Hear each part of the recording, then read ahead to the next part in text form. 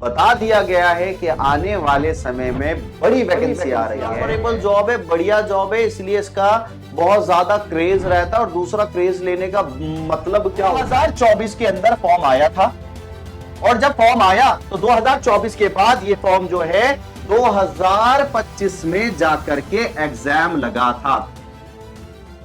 नमस्कार साथियों, जी हां, आप वेट कर रहे थे ना कि एक तगड़ी वैकेंसी आ जाए। आ गई, आपके लिए तगड़ी वैकेंसी आ गई है। बट हां, मैं ये कहना चाहूंगा कोई ऑफिशियल नोटिफिकेशन नहीं आया है, बट दफ्तर की तरफ से आपके पास एक एक बता दिया गया है कि आने वाले समय में बड़ी वैकेंसी आ रही है। कौन सी वैकेंसी? जी हां, मैं बात कर रहा हूं आपकी आरआरबी के द्वारा लेने वाला एग्जाम, नर्सिंग सुपरिटेंडेंट का एग्जाम। जी हां, आपका नर्सिंग सुपरिटेंडेंट का एग्जाम होने जा रहा है आपके 2026 के अंदर। बेटा 2026 के अंदर होने वाला है। हमने भी बोला था कि नेक्स्ट ईयर वैकेंसी आने वाली है, आने वाली है ना। पुराने वीडियोस को देखिएगा, बोला था आने वाली है, और अब वैकेंसीज आने वाली है। एक नोटिफिकेशन आया है, बट फॉर्म फिलिंग का नोटिफिकेशन नहीं, वो थोड़ा टाइम बाद आएगा। मैं आपको बता दूं, लगभग यहां 250 से प्लस की वैकेंसीज है। अब आपको आज के वीडियो के अंदर पूरा समझना है क्या वैकेंसीज होती है, कैसे ये भरा जाता है, कौन एलिजिबल होता है, कौन एलिजिबल नहीं होता है, वो भी।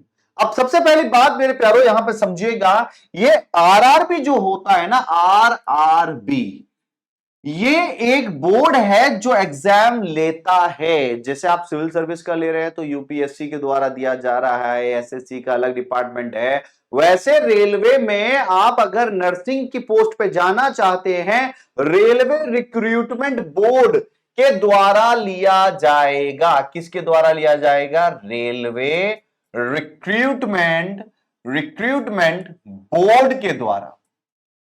अब बेटा आपको थोड़ा समझना है, बड़ा आराम से समझिएगा। आज तक कोई नहीं समझा, ना कोई समझा पाया, मैं आपको समझाता हूं। रेलवे रिक्रूटमेंट बोर्ड हमारे इंडिया के अंदर बहुत सारे डिविजन्स हैं।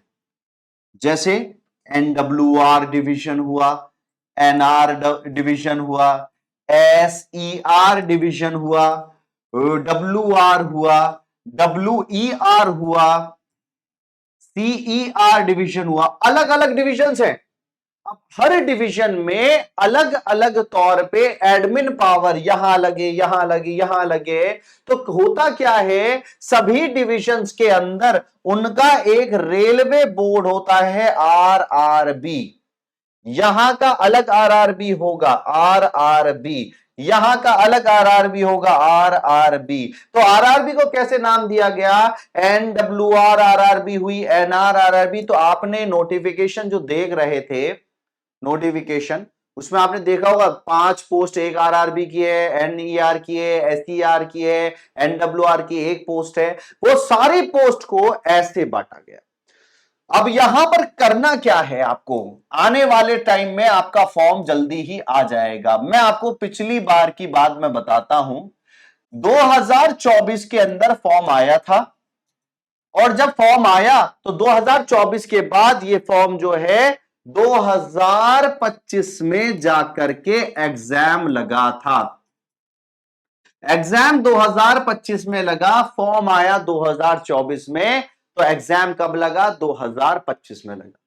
सेम सिनेरियो आप यहां देखेंगे कि अब आपका 2025 में फॉर्म आएगा, और ये लगभग एक्सपेक्टेड होता है। आज मान लीजिए जून चल रहा है, जुलाई, अगस्त, अगस्त सितंबर में आता है। अब यहां आपका ये आने के बाद आपका 2026 के स्टार्टिंग में आपका एग्जाम लग जाएगा। ये श्योरिटी है, ये आएगा और ऐसे एग्जाम लगता है। यहां आपको ये समझना है, पिछली बार एक बहुत ज्यादा पोस्ट आई थी। इससे पिछली बार जो पोस्ट आई थी वो 2019 में आई थी, और 2019 में ही एग्जाम लग गया था। लगभग 1900 पोस्ट थी। अब पहले पिछली वाले में आप मानेंगे लगभग 900 के प्लस पोस्ट थी। इस बार 250 प्लस पोस्ट है। तो आरआरबी क्यों बढ़िया है ये भी मैं आपको समझाता हूं, तो आप तैयार रहिएगा, फॉर्म आते एग्जाम के लिए भरना। अब आरआरबी क्यों बढ़िया है कंपैरिजन टू बाकी, मान लीजिए मैं एम्स में काम कर रहा हूं, या मैं सीएचओ हूं, या मैं कोई और डिपार्टमेंट में काम कर रहा हूं, तो यहां ईएसआईसी को छोड़ दीजिएगा, यहां ट्रांसफर नहीं होता है। जैसे निमहांस में भी बात करोगे, निमहांस का एक है तो वहीं रहना पड़ेगा, निमहांस का भी वहीं रहना पड़ेगा। आपकी ट्रांसफरेबल जॉब है, ट्रांसफरेबल जॉब। ट्रांसफरेबल जॉब कैसे, आपका सिलेक्शन हुआ है, मान लीजिए गुवाहाटी में, आप लखनऊ के रहने वाले, गुवाहाटी से लखनऊ, आप लखनऊ में ट्रांसफर हुआ, आप रहने वाले दिल्ली के हैं, या आप बिहार के हैं, या मान लीजिए कोई बैंगलोर में सेलेक्ट हुआ तो वो जयपुर आना चाहता है, भैया ट्रांसफरेबल जॉब है, ये ट्रांसफरेबल जॉब है। आरआरबी के द्वारा रेलवे में अगर आप लगे हैं, ट्रांसफरेबल जॉब है, प्लस जैसे ईएसआईसी भी एक ट्रांसफरेबल जॉब है,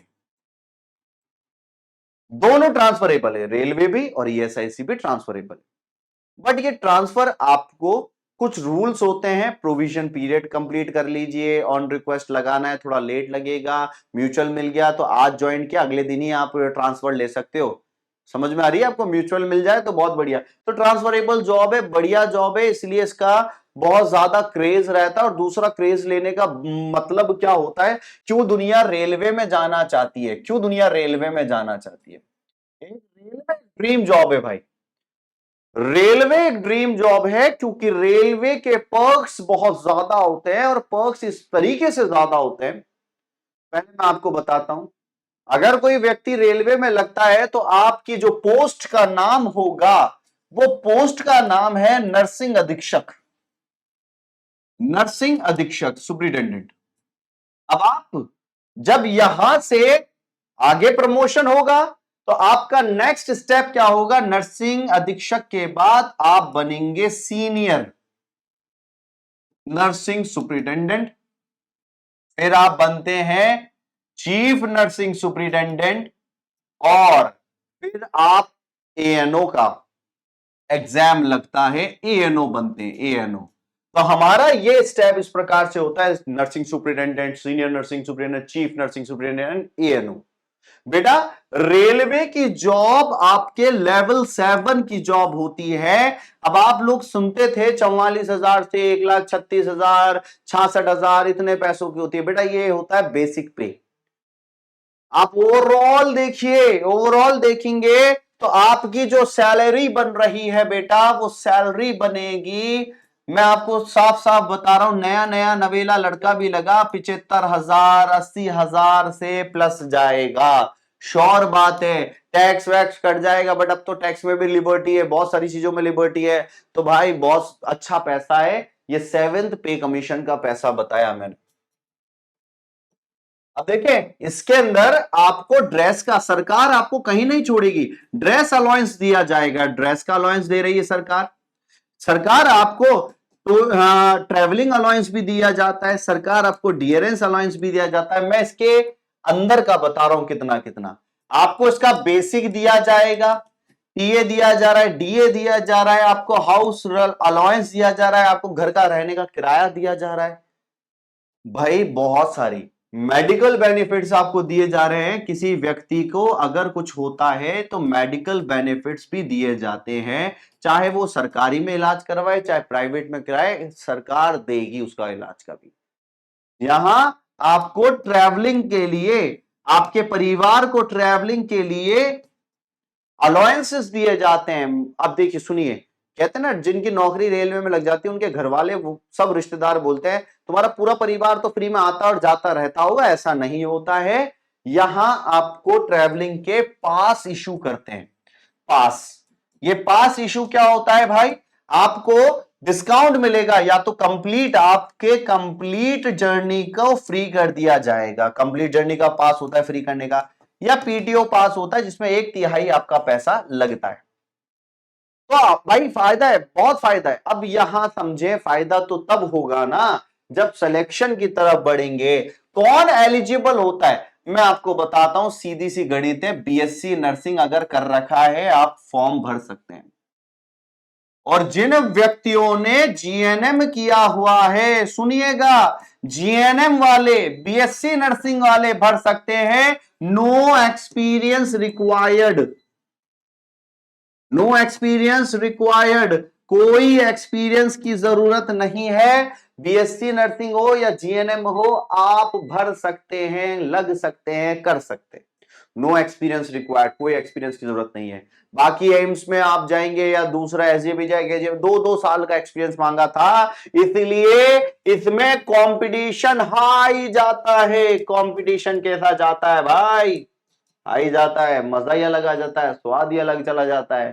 ट्रांसफरेबल जॉब प्लस जीएनएम वाले भी उतर रहे हैं, बीएससी वाले, पोस्ट बेसिक वाले, एमएससी वाले सब उतर रहे हैं। मिनिमम क्राइटेरिया ये है, मिनिमम क्राइटेरिया ये है।